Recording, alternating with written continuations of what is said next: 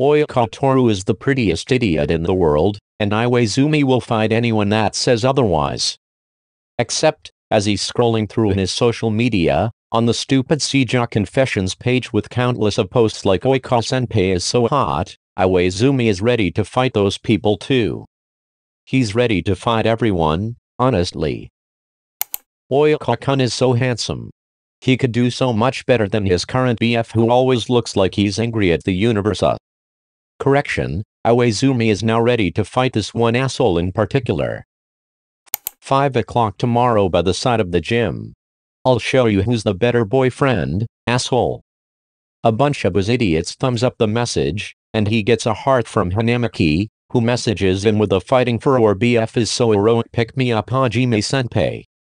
Iwaizumi doesn't reply, too busy making this weird face at his phone like he just witnessed someone drunk puking on the side of the road.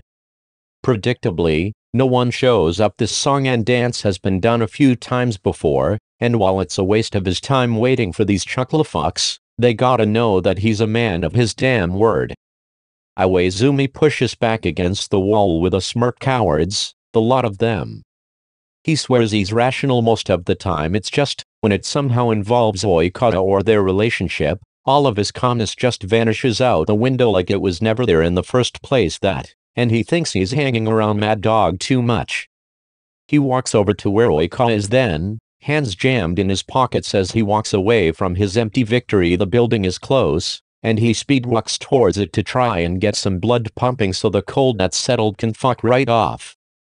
Oikawa is already outside, sitting with perfect posture on the bench while staring at the trees like a dumbass. Iwaizumi's dumbass. Yo. Iwaizumi says as he approaches, and Oikawa's pretty eyes meet his. Iwa-chan. Oikawa answers with a smile and stands up. He leans in and gives Iwaizumi a sappy forehead kiss, though he'll never admit how the fond gesture makes him all tingly and shit. Though, maybe he doesn't have to, his traitor ears are already turning a slight pink. His hands are the next victim to Oikawa's love, and he grabs the cold hands with his warm ones, encapsulating them in the heat that Iwaizumi wants to melt it but doesn't. After the usual greetings, it's silent as they walk home together, Oikawa holding onto his hand, swinging it slightly like a little kid, and fuck if that isn't endearing as hell. Iwaizumi knows it won't be silent for long though, he just has to wait another few seconds until. I saw this in class today. Oikawa says, holding his phone real close to Iwaizumi's face like he's nearsighted. I really like it. Iwaizumi pushes the phone away until it's not touching his eyes, and checks out what's on the phone. It's a picture of a woodcut print, a little boat resting on rippled water with fireflies everywhere, illuminating the still night. He can see why Oikawa likes it. That's nice. Iwaizumi says, because he can admit the print is neat. What's it called? Fireflies at Uchinamazu. Oikawa answers, then stills so Iwaizumi waits after a beat. I've never seen real fireflies before. Oikawa admits, tone light but heavy with implication. I'll take you. Iwaizumi says in a heartbeat, and even squeezes his boyfriend's hand a bit for reassurance like a sap. Oikawa gets happy then, as Iwaizumi knows he would, smiling dumbly with soft as marshmallow eyes. Okay. They're pretty. Iwaizumi describes, and recalls his bygone childhood days easily. The days spent catching bugs and being a kid are not difficult to dredge up. When we visited my grandparents at the countryside, during nighttime, pitch black save for the moon, I came across a whole field of them. Spent ages trying to catch the little shits but eventually got one. It'd stay cupped in my hands, lighting up my palms before flying off. You'll like them. Iwaizumi ends his dumb rant. Oikawa probably will like them. They're the type of pretty, dreamy, fantastical insects that he fawns over. Probably will get that odd look in his eyes like when they stumbled across a litter of kittens in the alleyway that one time, and subsequently rushed off to the shelter when they saw the state of them. He has the look now, except it's directed at Iwaizumi, so he looks away. He feels a flush creep up his ears and curses silently, then loudly as Oikawa tugs him into a kiss and tugs the curse from Iwaizumi's lips into his own. Tell me more. Oikawa demands, and Iwaizumi obliges.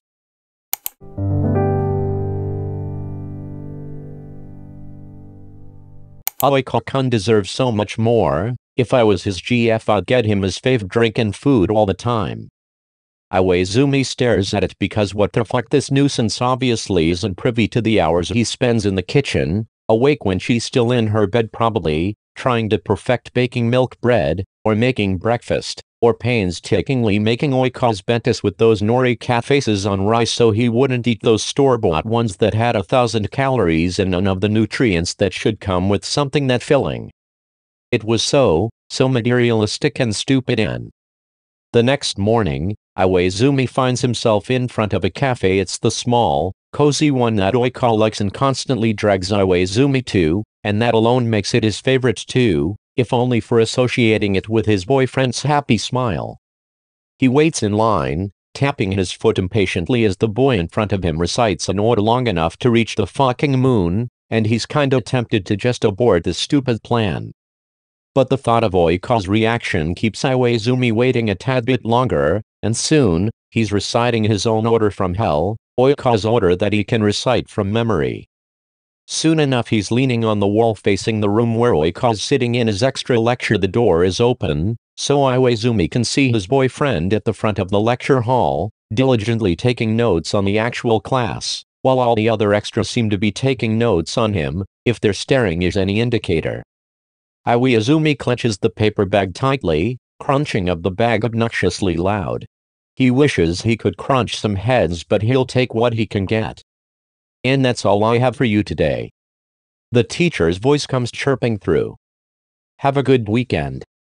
Iwaizumi hears the familiar sounds of zippers closing and papers rustling, but all he's focusing on is 𝐤𝐭𝐤. He's taking his sweet-ass time, gracefully putting all his notebook and pens in his bag before, holy fuck, going to the professor. But it's fine, this is fine, this is what a good boyfriend does according to the hundreds of people online, foregoing their own activities in favor of waiting for their boyfriend. This makes Iwaizumi wait out of spite. He sees other students mill out. They look at him, he narrows his eyes and subtly scowls, and they look away, as they should. 𝐤𝐭𝐤 might not be happy that he's antagonizing their schoolmates, but he's not here, so, there. And finally 𝐤𝐭𝐤 comes. He looks left and right and Iwaizumi audibly sighs because of course 𝐤𝐭𝐤 doesn't look forward. Oil, moron. Iwaizumi calls out, and his heart skips a stupid little beat when he sees 𝐤𝐭𝐤 turn to him, face brightening like a little kid given free rein in a candy store, not that he'd ever had that. Iwa-chan. 𝐤𝐭𝐤 greets happily and presses a too short, kiss on his lips. Usually, Iwaizumi would rectify this problem, but his hands are occupied, so he vows to kiss 𝐤𝐭𝐤 stupid when they're alone. 𝐤𝐭𝐤 looks like he's on the same wavelength because he's pouting. His eyes wander to what Iwaizumi is holding, before going starry-eyed. Is that for me? 𝐤𝐭𝐤 wonders, even though he knows it is. What do you think, idiot? Iwaizumi counters, and thinks about how anonymous extra number 215 would probably simper and gift white chocolate raspberry scones to 𝐤𝐭𝐤 every day, without calling him an idiot at that. Iwaizumi loosens his hold on the paper bag as 𝐤𝐭𝐤 reaches for it, and he unfurls the neat creases to unveil what's inside expectedly. His lips curl up into his soft, delighted smile, and Iwaizumi's heart does another flip. He's seen that smile countless of times, but it'll never fail to make him paralyzed. You shouldn't have. Actually, you should have. 𝐤𝐭𝐤 playfully remarks as Iwaizumi gives him a deadpan expression in return. Is that my favorite milk bread? 𝐤𝐭𝐤 cheersy peers at the cup that Iwaizumi is holding, making grabby hands. Iwaizumi shoves the food at him in lieu of answering. Fuck. 𝐤𝐭𝐤 looks so delighted and in awe, and Iwaizumi feels like shit, because is it that rare that he's doing something like this? Was it really more worth it to spend 5 minutes buying something than spending hours making something from scratch? He hates those anonymous extras, and maybe himself too, for getting sucked into their delusions. 𝐤𝐭𝐤 takes a bite out of the pastry, and with a mouthful of crumbs says, I still like the ones you bake better though. in a complete non sequitur that leaves iwaizumi gaping for a few seconds. He rebuttals with a typical, "Don't speak with your mouth full, idiot." Well, he recovers then. "Let's make him tonight," yelp. Oikawa hums. Since both his hands are occupied, they're not holding hands, so instead he's leaning on iwaizumi as they walk like they're actually glued together. Yeah. To the third-year volleyball boy with dark brown hair who's usually by the gym, I think you're super cute and funny and kind. 3 you're often by yourself after class though, like hello? Someone treat this boy right. I'd always wait for you after. Oikawa get out of the classroom sometime, damn classmates making him stay to chat, after their final class has ended in the afternoon on Mondays, which is one of the times where there isn't volleyball practice and the time when iwaizumi usually holes himself up in the library to study and get those fucking A's. It's almost 3 p.m., and iwaizumi is waiting outside the building, shivering to death as he waits for his boyfriend. He hates the damn cold, when the wind would blow strong enough to seep past his jacket and scarf and engulf his whole being with chills. 3 o'clock hits, and in the distance, he hears the clock tower signal. Just that great, this means the door could open any time now, thanks. And it does. Iwaizumi scans the small crowd pouring out from the door, looking for dark brown colored hair amongst the tiny group of people, which was not a difficult task to do. Some of his classmates give him looks, good or bad. He doesn't want to know, does not particularly care, but he meets them dead on, narrowing his eyes. Fuck, iwaizumi was here for one person only, but if anyone wanted to give him any grief, he wouldn't mind fighting anyone. His critical mind causes him to clench his fists, ready to, oh. Oikawa says, right in front of iwaizumi. You're here. Unlike his multiple layers, Oikawa is just wearing a light jacket, and iwaizumi bites back the urge to wrap him in a blanket. He smothers the thought, as well as the subsequent one of Oikawa being swaddled in a blanket burrito. Yeah. Iwaizumi says instead, and then stills. It feels awkward. Oikawa tilts his head like a lost puppy, and maybe he really is lost, because his eyes are quizzical. I thought you'd be at the library by now. I was just about to join you there. Yeah. Iwaizumi repeats, and wants to slap himself. He clears his throat, drawing up to his full height that is infuriatingly shorter than Oikawa's. Thought we could walk together. Oh. Oh. Oikawa still looks curious, but there is a little spark in his eyes that show he's pleased. Maybe anonymous extra number 346 was onto something after all. You didn't have to, though. Oikawa continues, and looks at iwaizumi imploringly. I know you hate the cold. Well, I wanted to. Oikawa smiled genuinely for probably the first time that day, always to appear whenever his boyfriend is around, eyes crinkling in delight as he reached out to pinch iwaizumi's cheek. That's sweet. Where did my little gremlin Iwa go? Iwaizumi grumbles, slapping Oikawa's hand away, and pulls the scarf higher so it covers his mouth. He muffles out. Keep me warm. Oikawa seems to ease. His gaze has already softened earlier from its previous concern and became even more soft, and pulls iwaizumi into a hug that he isn't expecting. A small oomph releases from his lips and goes right into Oikawa's ear, where iwaizumi's cheek gets pressed against Oikawa's comfortably. Iwaizumi is warm, and all thoughts about anonymous extras fly away.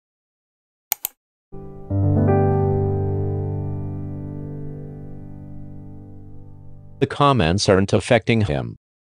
Except they are. Iwaizumi grips his phone tight, skimming over the stupid posts about his boyfriend, all about his pretty eyes and nose and face, and he deserves better than that. And he knows Oikawa deserves better, deserves the world, deserves every good thing and more, but iwaizumi is selfish, and trying his best to be the best. To keep his insecurities from messing his relationship up, he needed to lean into discomfort, to tolerate uncomfortable thoughts and let the feelings pass.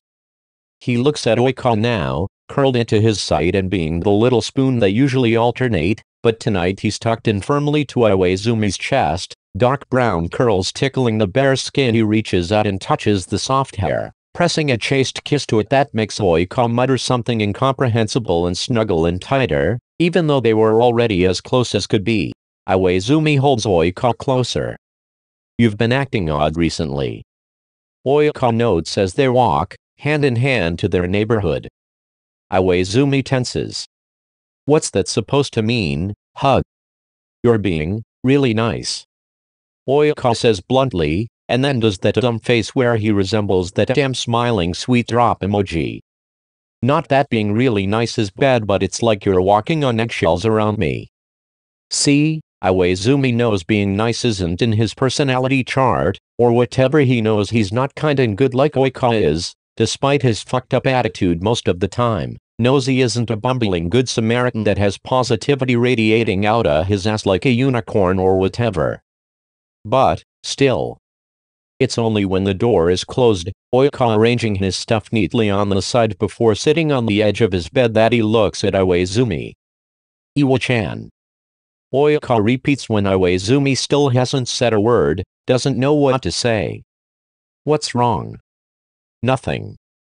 Iwaizumi grumbles, and sits beside 𝐢𝐭 petulantly. When he pats the space next to him, 𝐢𝐭 just hums. Really? Really? Iwaizumi confirms, then breaks because he can never lie to 𝐢𝐭. Iwaizumi gets his phone, the source of all his ire, and opens the 𝐤𝐬𝐿 confessions page before wordlessly handing it to his boyfriend. He looks away as he hears tapping sounds, cheeks a shameful red. Oh. Is all 𝐢𝐭 utters after a while, and puts the phone down. You're jealous. Simple. It's said so simply, and Iwaizumi wants to scream. He doesn't get jealous, he knows he's a fucking great boyfriend. But, maybe, deep down there is an inkling of doubt that spreads and spreads like a web of distrust, and somehow engulfed him whole until he became someone else. So Iwaizumi admits it. Maybe I am you, fuck. There's dozens of idiots simping over your ass, on and on about how you deserve someone good and kinder and better. 𝐢𝐭 looks at him when his rant peters out into something small. But they're not you, Hajime. Iwaizumi halts. Hug. A thumb brushes his cheek. They're not you. 𝐢𝐭 repeats, like it's simple. He smiles. It's nice to see that I'm not the only one who's capable of getting jealous between the two of us, but I love you as you are, Iwa-chan. I don't need anyone else, and I frankly don't care about them either. I only want you. Iwaizumi cares about a lot of things, but in that moment, all he cares about is 𝐢𝐭, who seems to only care about Iwaizumi, and isn't that the sweetest damn thing? He feels himself untense, loose and free and wild, like he's just finished something exhilarating when it was only the weight of some useless idiots on his shoulders, feels dumb affection and love for 𝐢𝐭, and wanting. Iwaizumi acts on it. He leans in close, cupping 𝐢𝐭's soft face in his palms. He thinks of the firefly he caught, all those years ago, the sole one out of hundreds who strayed from the group and chose to wander to his side. The light it emitted was bright and mesmerizing but fleeting. The boy in front of him is all those things, but most of all, here to stay. Iwa-chan. 𝐢𝐭 says, the last syllable drawn out like a whine, and Iwaizumi smirks.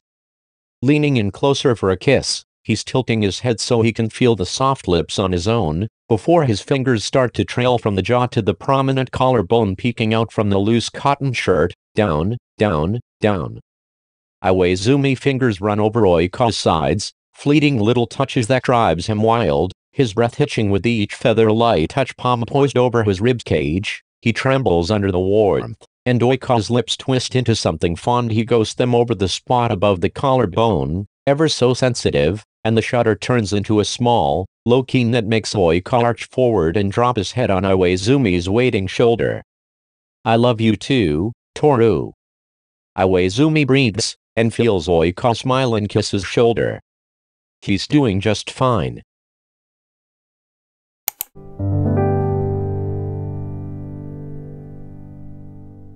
To the spiky black-haired boy who wears the number 4 jersey on the boys' volleyball club, I'm not crazy, but I might as well be, with how much I think about you. I love you. Signed, a very happily taken 𝐢𝐭 Toru.